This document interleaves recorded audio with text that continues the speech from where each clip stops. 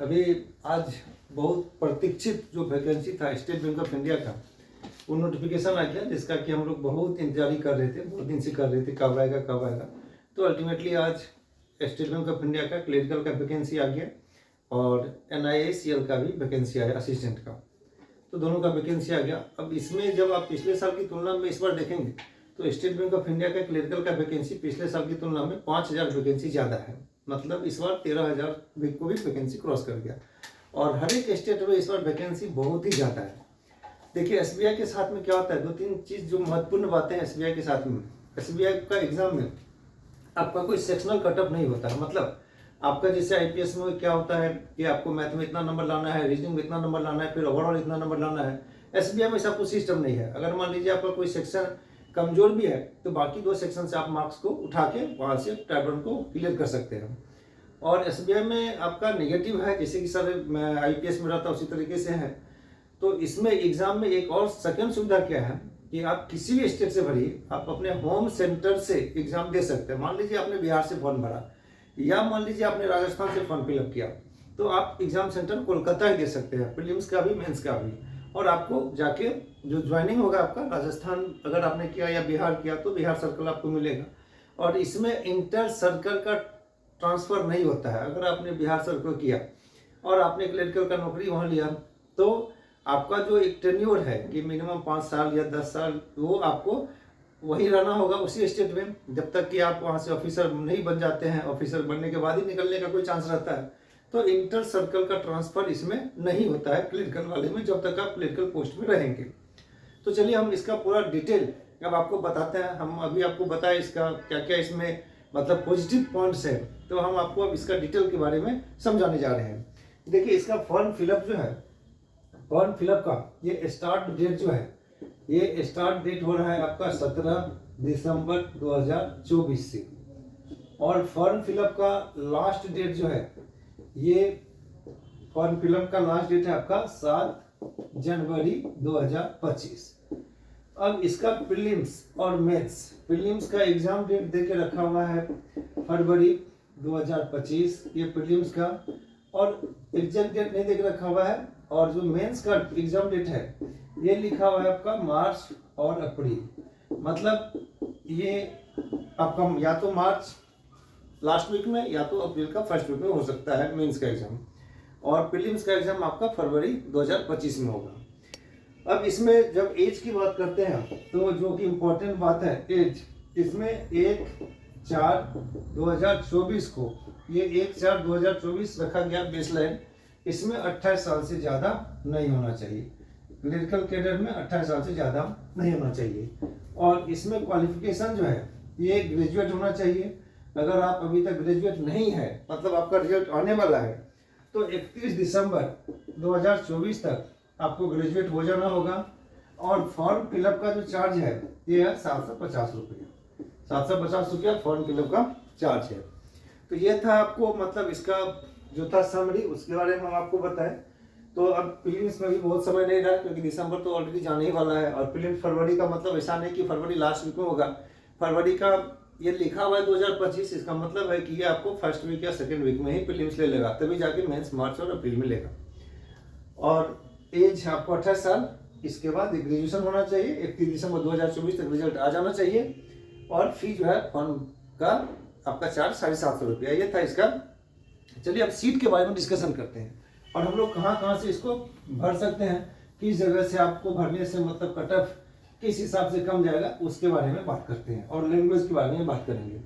जिस भी स्टेट से भरेंगे आप, तो वहाँ का आपको लोकल लैंग्वेज जानना होगा, रीड राइट और स्पीक। जैसे आप बिहार से भरेंगे तो हिंदी में जानना होगा। अगर आपका 10 और 12 क्लास में हिंदी था तो आपको लैंग्वेज प्रोफेंसी टेस्ट नहीं देना होगा। अगर आपका 10 में नहीं था हिंदी तो फिर उस स्टेट का लैंग्वेज का आपका LPT पास करना होगा।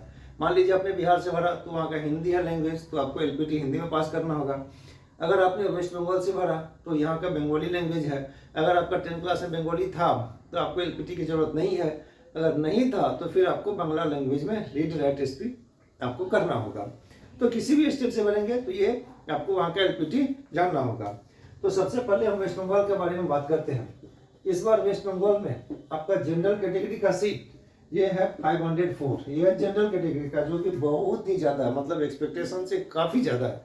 इतना का हम लोग उम्मीद भी नहीं कर रहे थे कि 504 या 500 सीट क्रॉस करेगा, क्योंकि कभी कभी 500 ओवरऑल सीट ही रहता है, उसमें SC ST OBC EWS को आप डिवाइड कर दीजिए। लेकिन इस बार क्या है कि जनरल का ये 504 सीट, इसमें आपका EWS का वेस्ट बंगाल से सीट है 125, SC कैटेगरी का सीट है वेस्ट बंगाल से 288 और OBC का सीट है वेस्ट बंगाल से 275। मतलब सीट इस बार पिछले साल से ज़्यादा है, तो कट ऑफ कमेगा। कट ऑफ का मतलब उम्मीद किया जाता है कि कट ऑफ उस रेंज में नहीं रहेगा जो कि पिछले साल था वेस्ट बंगाल का। इसके अलावा अंडमान निकोबार, मतलब जो कोलकाता सर्किल में आता है, हम इसके बारे में बात कर रहे हैं। कोलकाता सर्किल में वेस्ट बंगाल आता है, फिर आता है अंडमान निकोबार। अंडमान निकोबार, इसमें जो जनरल कैटेगरी का सीट है ये है आपका 40। इसमें आपको जो लैंग्वेज आना चाहिए ये या तो हिंदी या तो इंग्लिश। अगर आपका इंग्लिश 10 क्लास या 12 क्लास में था तो फिर आपको LPT देने की जरूरत नहीं है। और कोलकाता सर्किल में आता है सिक्किम। कोलकाता सर्किल में सिक्किम भी आता है, जहाँ से कि जनरल कैटेगरी का सीट है 25 और इसमें भी आपका या तो इंग्लिश और या तो नेपाली, ये दोनों लैंग्वेज अगर आप कोई भी एक लैंग्वेज अगर आपका 10 क्लास या 12 क्लास में था तो आपको LPT देने की जरूरत नहीं है। और जनरली सबका इंग्लिश तो 10 और 12 में रहता ही है, तो इसीलिए यहाँ पे LPT देने की जरूरत नहीं पड़ेगी।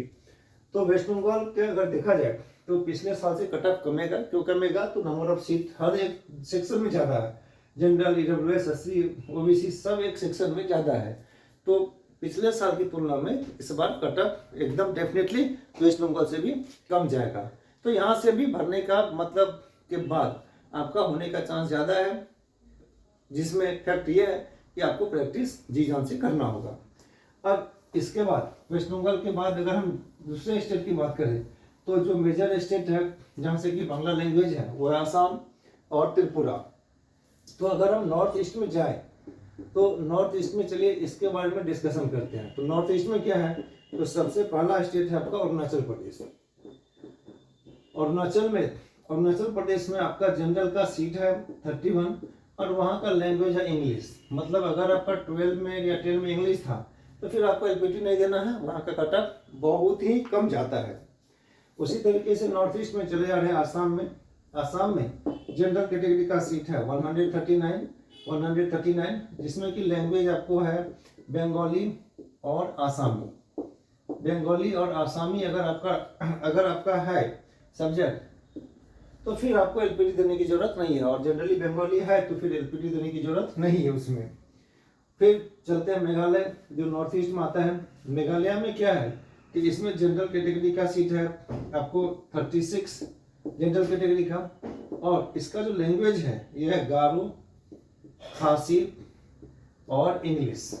तो फिर इसमें भी इंग्लिश तो हम लोग का सबका 10 क्लास में रहता है, तो इंग्लिश 10 क्लास में रहता है तो फिर इसमें LPT देने की जरूरत नहीं पड़ेगी। और त्रिपुरा में क्या है कि इसमें भी जनरल कैटेगरी का सीट है 27 और यहाँ का लैंग्वेज क्या है बंगाली। तो बंगाली अगर 10 या 12 में है तो फिर LPT की जरूरत नहीं पड़ेगी। तो नॉर्थ ईस्ट का कट ऑफ हमेशा से कम जाता है, नॉर्थ ईस्ट का कट ऑफ, और इस बार वेस्ट बंगाल में सीट बहुत ज़्यादा है, इसलिए यहाँ का स्टूडेंट जो है वो नॉर्थ ईस्ट की तरफ मूव नहीं करेगा। और बिहार में भी बहुत ज़्यादा सीट है, इसीलिए बिहार के और यहाँ के स्टूडेंट आपको नॉर्थ ईस्ट की तरफ मूव नहीं करेंगे। तो सीधा बात है कि इसका भी कट ऑफ बहुत कम जाता है, प्रीलिम्स में भी बहुत कट ऑफ कम जाता है और मेंस में भी, खासकर मेघालय का इसका कट ऑफ, अरुणाचल प्रदेश का कट ऑफ और त्रिपुरा का कट ऑफ, ये कट ऑफ बहुत ही कम जाता है, प्रीलिम्स का भी मेंस का भी। लेकिन आप कोलकाता में बैठ के तीनों का एग्जाम दे सकते हैं, प्रीलिम्स का भी एग्जाम यहीं दे सकते हैं, मेंस का भी यहीं पे बैठ के एग्जाम दे सकते हैं। लेकिन एक सबसे बड़ी समस्या जो होगी वो है इंटर सर्कल ट्रांसफर नहीं होता है। मतलब आपका जो सर्कल हो जाएगा वो हो जाएगा नॉर्थ ईस्ट, और वहाँ से मिनिमम 10 साल आप नहीं निकल सकते। मतलब अप्रोक्सीमेटली 8 to 10 ईयर आपको वहीं नॉर्थ ईस्ट में ही घूमना होगा। उसके बाद ही आपका जब प्रमोशन होगा तो फिर उसके बाद ही कोई चांस बनता है कि आप वहाँ से वापस वेस्ट बंगाल आ सकते हैं। तो अगर आप नॉर्थ ईस्ट से भरना चाहते हैं तो अरुणाचल, मेघालय और त्रिपुरा, ये तीनों भरने से मतलब आपको वहाँ पे होने का चांस बहुत ज़्यादा है, क्योंकि कट ऑफ बहुत कमेगा वहाँ से। और यहाँ से कट ऑफ नहीं कमेगा क्योंकि यहाँ पे बंगाली लैंग्वेज है, तो जो वेस्ट बंगाल के स्टेट से सटे हुए डिस्ट्रिक्ट वगैरह वहाँ के बच्चे जाके आसाम से फिलअप करेंगे। तो कटअप मतलब यहाँ से वेस्ट बंगाल से कम रहेगा, लेकिन उतना ज़्यादा भी कम नहीं रहेगा आसाम से। तो नॉर्थ ईस्ट अगर भरना चाहते हैं तो अरुणाचल, मेघालय, त्रिपुरा ये आपका चॉइस होना चाहिए। अब इसके बाद जिस स्टेट का हम बात करने जा रहे हैं वहाँ से सीट वेस्ट बंगाल से भी ज़्यादा है और वहाँ का कटअप इस बार सबसे कम जाएगा। एक बिहार में आपका जनरल का सीट है 513 जनरल कैटेगरी का, और इसमें हिंदी होना चाहिए। अगर आपका हिंदी 10 क्लास में था और 10+2 में था तो फिर आपको एलपीटी नहीं देना होगा, नहीं तो आपको रीड, राइट और स्पीक होना चाहिए। और ये जो वेस्ट बंगाल और बिहार में अगर कंपेरिजन करें, अगर वेस्ट बंगाल में अगर हम जाए, जनरल का सीट है 504 और बिहार में सीट है आपका 513। तो इस दोनों स्टेट में अगर कटअप की बात करें तो यहाँ का कटअप बहुत कम जाएगा। अगर वेस्ट बंगाल का कटअप 80 भी गया तो बिहार का कटअप 65 से ज़्यादा नहीं जाएगा।